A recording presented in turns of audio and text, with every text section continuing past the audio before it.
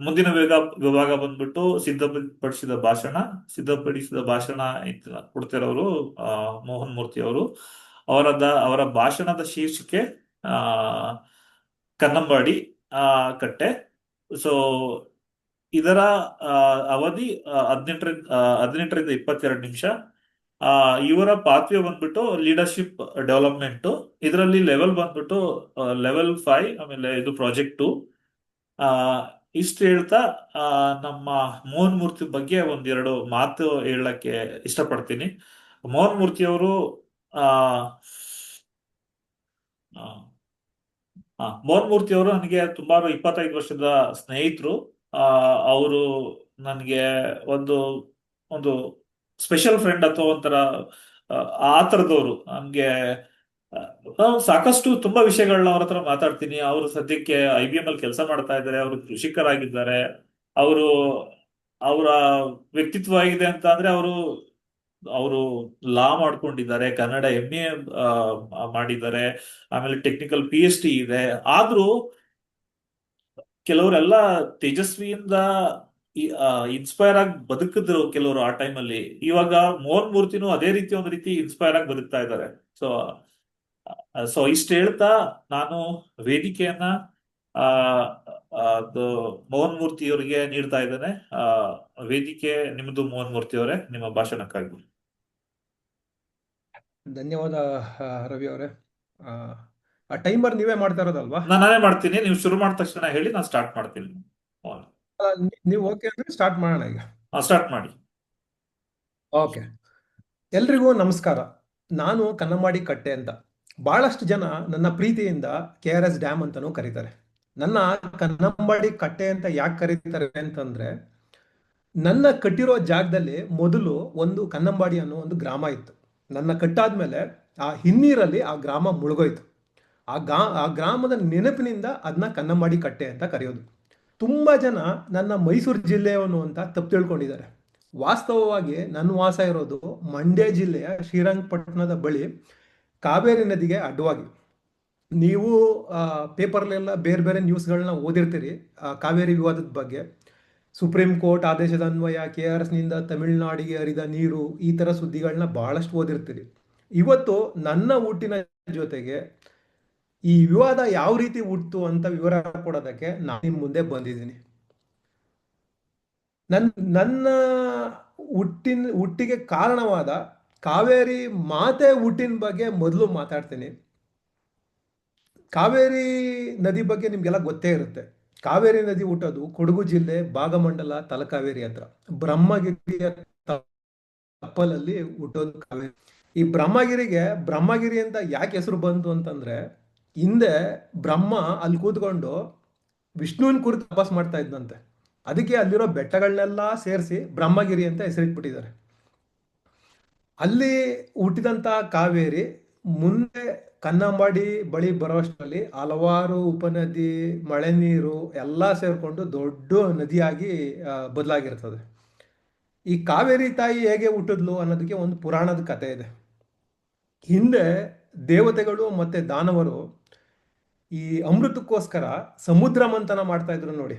ಆ ಸಂದರ್ಭದಲ್ಲಿ ಅಮೃತ ಬರೋದಕ್ಕಿಂತ ಮೊದಲು ಹಲವಾರು ವಸ್ತುಗಳು ಹುಟ್ಟುಕೊಂಡು ಆವಾಗ ಹುಟ್ಟಿದ್ದು ಈ ಕಾವೇರಿ ನದಿ. ಆವಾಗ ಕಾವೇರಿಗೆ ಕಾವೇರಿ ಅಂತ ಹೆಸರಿರಲಿಲ್ಲ, ಲೋಮುದ್ರೆ ಅಂತ ಹೆಸರಿತ್ತು.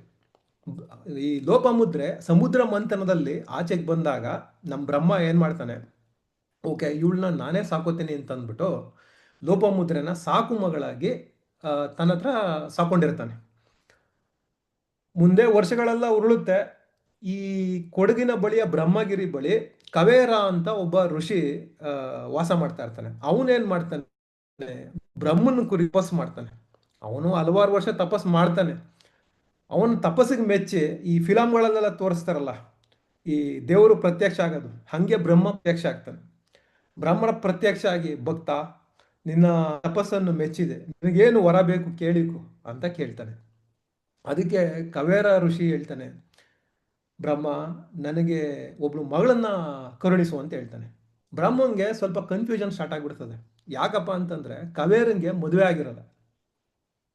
ಈ ಮದುವೆ ಆಗಿರೋನ್ಗೆ ಈಗ ತಥಾಸ್ತು ಅಂತ ಅಂದ್ಬಿಟ್ರೆ ಇವ್ನು ಮುಂದೆ ಮದುವೆ ಆಗಲಿಲ್ಲ ಅಂದ್ರೆ ಒಂದು ವಾರ ವೇಸ್ಟ್ ಆಗ್ಬಿಡ್ತದಲ್ಲ. ಸೊ ಅದಕ್ಕೆ ಬ್ರಹ್ಮ ಯೋಚನೆ ಮಾಡ್ತಾನೆ, ನೀನು ಒಂದು ಕೆಲಸ ಮಾಡಪ್ಪ, ನನ್ನ ಮಗಳಿದ್ದಾಳೆ ಲೋಪಮುದ್ರೆ ಅಂತ, ನನ್ನ ಸಾಕು ಮಗಳು, ಅವಳನ್ನ ನೀನೇ ಸಾಕು, ಅವಳನ್ನ ಏನಂತಂದ್ರೆ ಮಗಳ ರೀತಿಯಲ್ಲಿ ಸಾಕು ನೀನು ಅಂತ ಹೇಳ್ಬಿಟ್ಟು ಲೋಪಮುದ್ರೆನ ಕೊಡ್ತಾನೆ, ಮಾಯ ಆಗೋಗ್ತಾನೆ. ಕವೇರ ಲೋಪಮುದ್ರೆಗೆ ಕಾವೇರಿ ಅಂತ ಮರುನಾಮಕರಣ ಮಾಡ್ತಾನೆ, ಮಗಳಿಗೆ ಹೆಚ್ಚಾಗಿ ಚೆನ್ನಾಗಿ ನೋಡ್ಕೋತಾ ಇರ್ತಾನೆ. ಹೀಗೆ ವರ್ಷಗಳು ಉರುಳ್ತಾ ಇರ್ತದೆ. ಒಂದು ದಿವಸ ಅಗಸ್ತ್ಯ ಮುನಿಗಳು ಅಲ್ಲೇ ಬ್ರಹ್ಮಗಿರಿಯ ತಲಲ್ಲಿ ಲೋಕಾಭಿರಾಮವಾಗಿ ಓಡಾಡ್ತಾ ಇರ್ತಾರೆ. ಲೋಕಾಭಿರಾಮವಾಗಿ ಓಡಾಡ್ತಾ ಇರ್ತಾರೆ ಅಂತಂದ್ರೆ ವಾಕಿಂಗ್ ಮಾಡ್ತಾ ಇರ್ತಾರೆ ಅಂತ. ಆ ಓಡಾಡ್ತಾ ಇರ್ಬೇಕಾದ್ರೆ ಅಲ್ಲಿ ಕಾವೇರಿನ ನೋಡ್ತಾರೆ.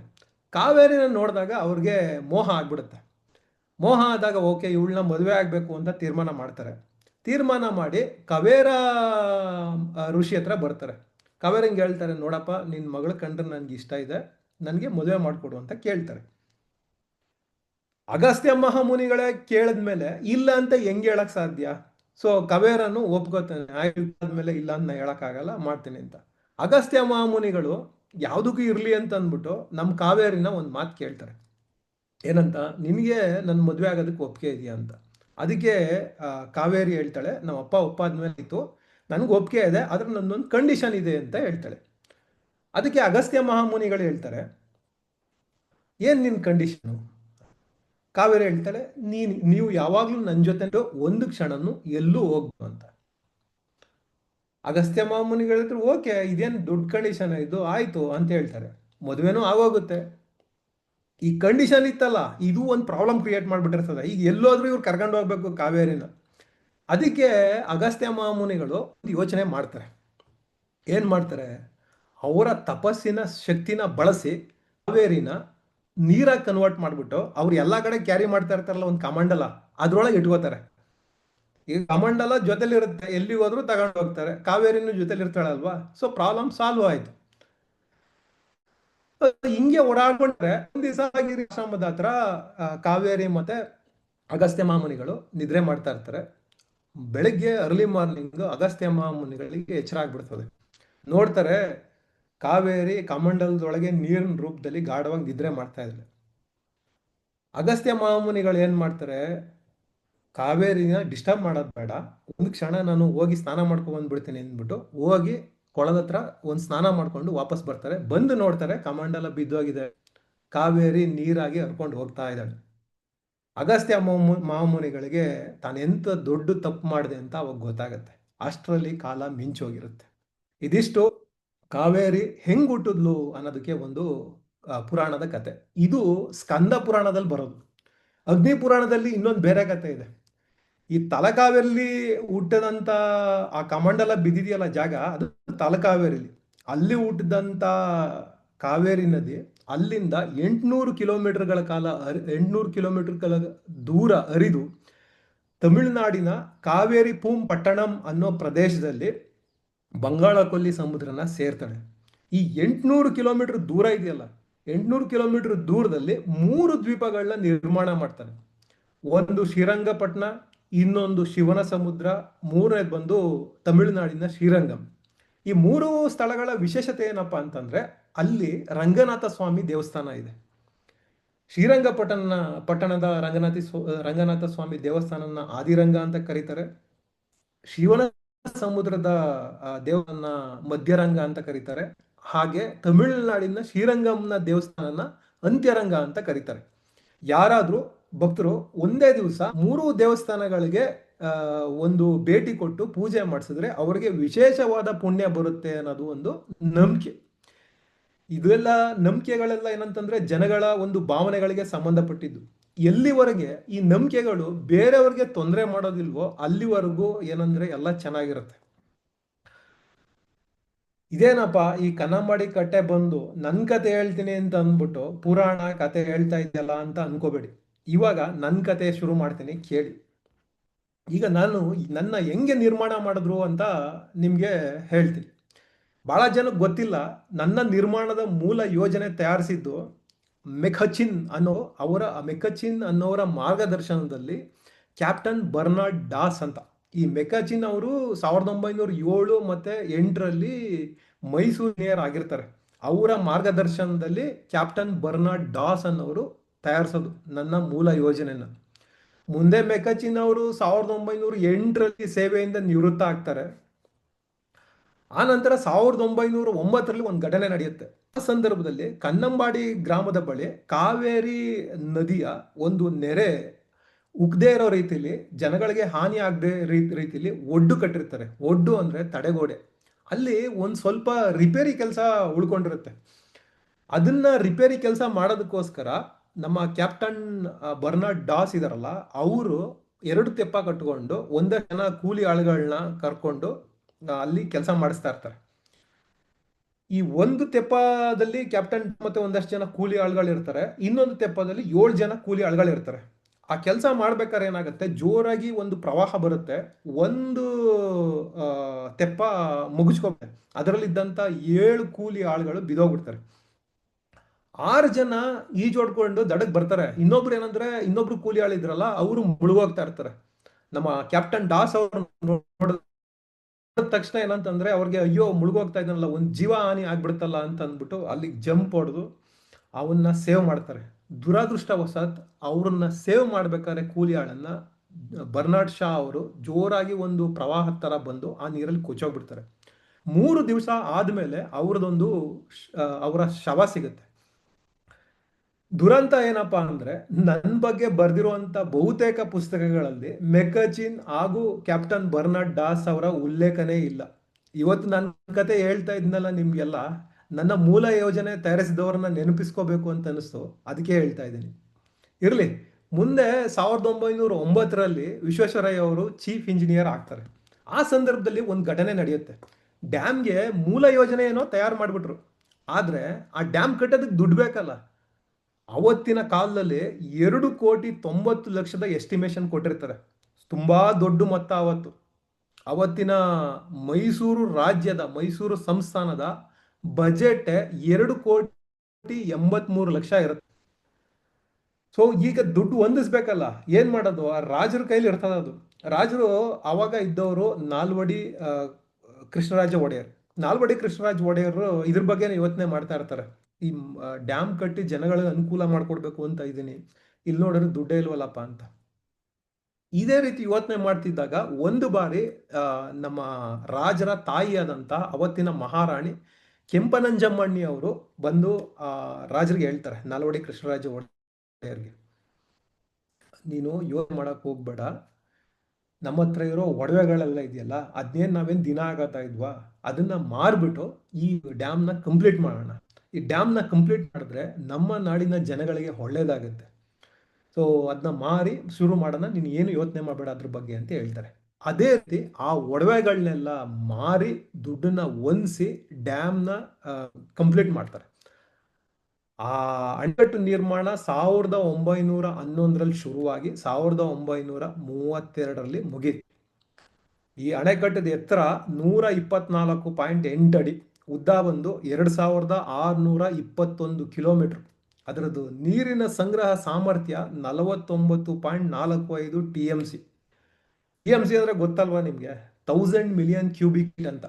ಇದನ್ನ ಒಂದು ಉದಾಹರಣೆ ಆಗಿ ಹೇಳ್ಬೇಕಂತಂದ್ರೆ, ಈಗ ನಮ್ಮ ಕಂಠೀರವ ಕ್ರೀಡಾಂಗಣದಲ್ಲಿ ಒಂದು ದೊಡ್ಡ ಟ್ಯಾಂಕ್ ಕಟ್ಬಿಟ್ಟು ನಾವು 1 TMC ಸಂಗ್ರಹ ಮಾಡ್ತೀವಿ ಅಂತ ಅನ್ಕೊಂಡು, ಸೊ ಅವಾಗ ಟ್ಯಾಂಕ್ ಎಷ್ಟು ದೊಡ್ಡದಿರ್ಬೇಕು 1 TMC ಸಂಗ್ರಹ ಮಾಡೋದಕ್ಕಂತಂದ್ರೆ, ಕಂಠೀರವ ಸ್ಟೇಡಿಯಂ ಸುತ್ತ ಗೋಡೆ ಕಟ್ಟಬೇಕು. ಆ ಗೋಡೆ ಹತ್ರ 4 ಕಿಲೋಮೀಟರ್ ಇರಬೇಕು. ಅಷ್ಟಿದ್ರೆ 1 TMC ಸಂಗ್ರಹ ಆಗತ್ತೆ. ಸೊ ಇದು ನೀರಿನ 1 TMC ನೀರಿನ ಅಗಾಧ ಪ್ರಮಾಣನ ಸೂಚಿಸುತ್ತೆ. ಇದ್ರ ಜೊತೆಗೆ ಈ ಅಣೆಕಟ್ಟು ಇದೆಯಲ್ಲ, ಅಣೆಕಟ್ಟು ಮತ್ತೆ ಅದರದ್ದು ಹಿನ್ನೀರು ಅಂದ್ರೆ ಹಿಂದ್ಗಡೆ ಬ್ಯಾಕ್ ವಾಟರ್ ನಿಂತ್ಕೋತಾ, ಅದೆಲ್ಲನೂ ಸೇರಿಸಿ ಒಟ್ಟು ವಿಸ್ತಾರ ಎಷ್ಟು ಗೊತ್ತಾ?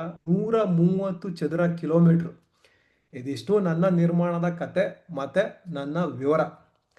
ಇನ್ನು ಕಾವೇರಿ ವಿವಾದ ಹೆಂಗ್ ಶುರುವಾಯಿತು, ಏನ್ ಕತೆ, ಅದ್ರ ಕತೆ ಹೇಳ್ತೀನಿ ಕೇಳಿ.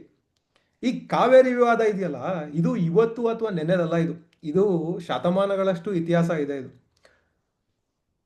ಹೊಯ್ಸಳರ ರಾಜ ನರಸಿಂಹ ಅಂತ ಒಬ್ಬ ಇರ್ತಾನೆ. ಅವನು 11ನೇ ಶತಮಾನದಲ್ಲಿ ಕಾವೇರಿ ನದಿಗೆ ಅಡ್ಡವಾಗಿ ಒಂದು ಕಟ್ಟೆ ಕಟ್ತಾನೆ. ಕಟ್ಟೆ ಕಟ್ಟಿದಾಗ ಏನಾಗುತ್ತೆ, ಅವತ್ತು ತಮಿಳರನ್ನ ಆಳ್ತಾ ಇದ್ದವರು ಚೋಳರಾಜರು. ಆ ಚೋಳ ರಾಜರಲ್ಲಿ ಎರಡನೇ ರಾಜರಾಜನ್ ಅಂತ ಒಬ್ಬ ಇರ್ತಾನೆ. ಅವನು ಸೈನ್ಯ ತಗೊಂಡು ಬಂದು ಈ ಕಟ್ಟೆನ ಹೊಡೆದಾಗ್ತಾನೆ. ಹಿಂಗೆ ಆ ಕಾಲದಿಂದನೂ ಈ ವಿವಾದ ಇದೆ. ಈ ವಿವಾದ ಹುಟ್ಟಿ ದೊಡ್ಡದಾಗೋದಕ್ಕೆ ಎರಡು ಪ್ರಮುಖ ಕಾರಣ ಇದೆ. ಮೊದಲನೇದು ಕಾವೇರಿ ನದಿಯ ಭೌಗೋಳಿಕ ಸ್ವರೂಪ. ಎರಡನೇದು ಬ್ರಿಟಿಷರ ಆಡಳಿತದ ಸಮಯದಲ್ಲಿದ್ದ ಆಡಳಿತದ ಸ್ವರೂಪ. ಭೌಗೋಳಿಕ ಸ್ವರೂಪದ ವಿಷಯಕ್ಕೆ ಬಂದರೆ, ಕಾವೇರಿ ನದಿ ಹುಟ್ಟೋದು ಕರ್ನಾಟಕದ ತಲಕಾವೇರಿಲಿ. ಅದು ಅಲ್ಲಿಂದ ಮುಂದೆ ನದಿಗಳು ಉಪನದಿಗಳೆಲ್ಲ ಸೇರಿ ಮಳೆ ನೀರೆಲ್ಲ ಸೇರಿ ದೊಡ್ಡದಾಗಿ ತಮಿಳುನಾಡಲ್ಲಿ ಸಾಕಷ್ಟು ದೂರ ಹರಿದೋಗಿ ಕಡೆಗೆ ಬಂಗಾಳ ಕೊಲ್ಲಿಲಿ ಸಮುದ್ರ ಸೇರುತ್ತೆ. ಮೊದಲು ಏನಾಗಿತ್ತು, ಈಗ ಒಂದು 500 ವರ್ಷಗಳ ಕೆಳಗೆ ಈ ಅಣೆಕಟ್ಟಿನ ಕಲ್ಪನೆ ಎಲ್ಲ ಏನು ಇರಲಿಲ್ಲ. ಅವೆಲ್ಲ ಈ ತೀರಾ ಇತ್ತೀಚೆಗೆ. ಅವಾಗ ಕಾವೇರಿ ನದಿ ಅಲ್ಲಿಂದ ಹುಟ್ಟಿ ಹಿಂಗೆ ಸರಾಗವಾಗಿ ಹರಿತಾ ಇತ್ತಲ್ಲ, ಈ ತಮಿಳ್ನಾಡು ಬರೋದು ಕೆಳ ಪ್ರದೇಶದಲ್ಲಿ. ಸಹಜವಾಗಿ ಅವ್ರು ಏನು ಮಾಡಿದ್ರು, ಅವ್ರಿಗೆ ಕಾವೇರಿ ನದಿದು ನೀರು ಸಿಗುತ್ತಲ್ಲ, ಅವರು ಅದನ್ನ ಉಪಯೋಗಿಸ್ಕೊಂಡು ಅವರ ಒಂದು ನೀರಾವರಿ ಯೋಜನೆಗಳನ್ನ, ಅಂದರೆ ಕೃಷಿ ಮಾಡೋದಿರು ಇನ್ನೊಂದು ಮಾಡ್ಬೋದು, ಅದೆಲ್ಲ ಮಾಡ್ಕೊಂಡಿದ್ರು ಅವರು ಕಾವೇರಿ ನೀರನ್ನ ಅವಲಂಬಿಸಿ. ಸೊ ನೀರು ಹರಿತಾ ಇದ್ದಾಗ ಏನು ತೊಂದರೆ ಇಲ್ಲ. ಈಗ ನಾವು ಕರ್ನಾಟಕದವರು, ಈಗ ನಾವು ಅಣೆಕಟ್ಟು ಕಟ್ತೀವಿ, ನೀರು ನಿಲ್ಲಿಸ್ತೀವಿ ಅಂತಂದ್ರೆ, ಈಗ ಕೃಷಿ ಯೋಜನೆಗಳು ಮಾಡ್ಕೊಂಡಿದಾರಲ್ಲ, ಅವ್ರಿಗೆ ತೊಂದರೆ ಆಗತ್ತಲ್ಲ. ಸಹಜವಾಗಿ ಅವ್ರು ವಿರೋಧ ಮಾಡೇ ಮಾಡ್ತಾರೆ. ಇದು ಈ ಕಾವೇರಿ ವಿವಾದಕ್ಕೆ ಒಂದು ಮೂಲ ಕಾರಣ. ಇನ್ನೊಂದು ನಾನು ಏನು ಹೇಳಿದೆ, ಬ್ರಿಟಿಷರ ಆ ಕಾಲದಲ್ಲಿದ್ದ ಆಡಳಿತದ ಸ್ವರೂಪ. ಅವಾಗ ಏನಾಗೋಯ್ತು ಅಂತಂದ್ರೆ, 1799ರಲ್ಲಿ 4ನೇ ಆಂಗ್ಲೋ ಮೈಸೂರು ಯುದ್ಧದಲ್ಲಿ ಟಿಪ್ಪು ಸುಲ್ತಾನ ತೀರೋಗ್ಬಿಟ್ನಲ್ಲ. ಆ ಸಂದರ್ಭದಲ್ಲಿ ಇವರು ಬ್ರಿಟಿಷ್ ಅವರು ಆಡಳಿತನೆಲ್ಲ ಇವರು ಕೊಟ್ರು. ಯಾರಿಗೆ? ಮೈಸೂರಿನ ಒಡೆಯರ್ಗೆ. ಆಡಳಿತ ಪೇಪರಲ್ಲಿ ಅವರು ಕೊಟ್ಟಿದ್ದು. ಆದರೆ ಅವರು ರಿಪೋರ್ಟ್ ಮಾಡಬೇಕಾಗಿದ್ದು ಯಾರು? ಮೈಸೂರಿನ ಒಡೆಯರು ಮದ್ರಾಸ್ ಪ್ರೆಸಿಡೆನ್ಸಿಗೆ ರಿಪೋರ್ಟ್ ಮಾಡಬೇಕಾಗಿತ್ತು. ಇಲ್ಲಿ ಮೈಸೂರು ರಾಜ್ಯದಲ್ಲಿ ಪ್ರಜೆಗಳಿಗೂ ಮತ್ತೆ ಬ್ರಿಟಿಷರಿಗೂ ನೇರವಾದ ಸಂಬಂಧ ಇರಲಿಲ್ಲ. ಅದನ್ನ ಆಡಳಿತ ನಡೆಸ್ತಾ ಇದ್ದಿದ್ದು ಮೈಸೂರು ಒಡೆಯರು. ಅದು ಮದ್ರಾಸಲ್ಲಿ ಆ ನೇರವಾದ ಸಂಬಂಧ ಇತ್ತು. ಇಲ್ಲಿ ಮೈಸೂರು ಪ್ರಜೆಗಳೇನಾರ ಪ್ರತಿಭಟನೆ ಮಾಡಿದ್ರೆ ಅದು ನಿಮ್ಮ ಹಣೆ ಬರ, ರಾಜರು ಏನಂತ ನೀವೇನ್ ಬೇಕಾದ್ರೂ ಮಾಡ್ಕೊಳ್ಳಿ ಅನ್ನೋರು. ಬಟ್ ಅಲ್ಲಿ ಪ್ರತಿಭಟನೆ ಮಾಡಿದ್ರೆ ಕೇಳೋರು. ಈ ಆಡಳಿತ ಸ್ವರೂಪ ಇತ್ತಲ್ಲ, ಸೊ ಕಂಟ್ರೋಲು ಮದ್ರಾಸ್ ಪ್ರೆಸಿಡೆನ್ಸಿ ಅವ್ರ ಹತ್ರ ಇತ್ತು. ಮೈಸೂರು ಒಡೆಯರು ಏನೇ ಯೋಜನೆ ಕೈಗೆತ್ಕೋಬೇಕು ಅಂತಂದ್ರು ಮದ್ರಾಸ್ ಪ್ರೆಸಿಡೆನ್ಸಿಗೆ ಒಂದು ಅಪ್ಲಿಕೇಶನ್ ಹಾಕಿ ಅವರು ಅಪ್ರೂವಲ್ ಕೊಟ್ಟಾದ್ಮೇಲೆ ಇಲ್ಲಿ ಯೋಜನೆನ ಇಂಪ್ಲಿಮೆಂಟ್ ಮಾಡಬೇಕಾಗಿತ್ತು. ಈ ಥರದ್ದು ಒಂದು ಸ್ವರೂಪ. ಅದರಿಂದನೇ ಈ ವಿವಾದ ದೊಡ್ಡದಾಗಿದ್ದು. ಇದಕ್ಕೊಂದು ಉದಾಹರಣೆ ಹೇಳ್ತೀನಿ ಕೇಳಿ. 1806ರಲ್ಲಿ ಏನಾಯ್ತು, ಇಲ್ಲಿ ಮೈಸೂರು ಪ್ರಾಂತ್ಯದಲ್ಲಿರುವಂಥ ಕೆರೆಕಟ್ಟೆಗಳ ಪುನಶ್ಚೇತನ ಕಾರ್ಯ ಕೈಗೊಂಡ್ರು.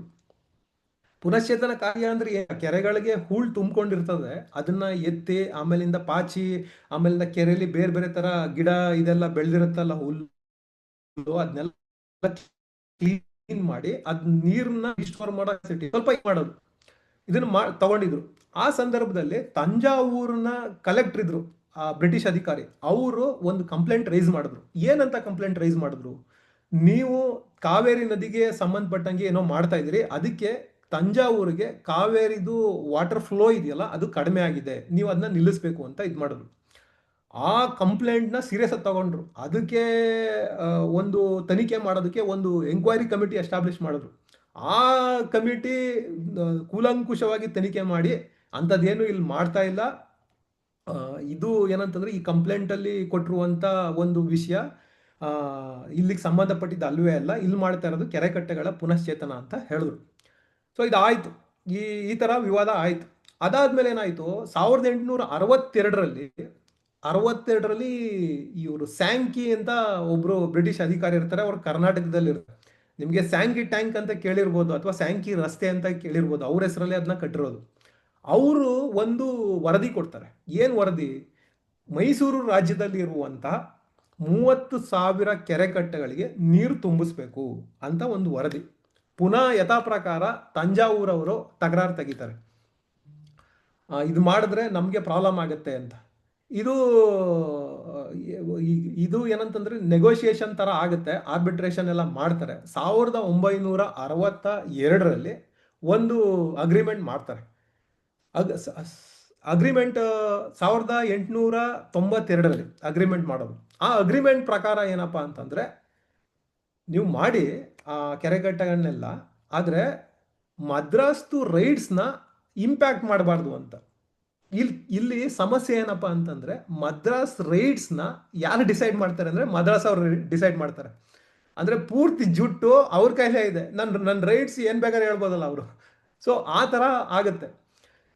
ಸೊ 1892 ಅಗ್ರಿಮೆಂಟ್ ಪ್ರಕಾರ ಏನಂದ್ರೆ, ಅವಾಗ KRSಗೆ ಒಂದು ಮಾಡಬೇಕು, ಅಣೆಕಟ್ಟು ಮಾಡಬೇಕು ಅನ್ನೋ ಮೊದಲನೇ ಒಂದು ಥಾಟ್ ಬಂದಿದ್ದು ಆ ಸಂದರ್ಭದಲ್ಲಿ.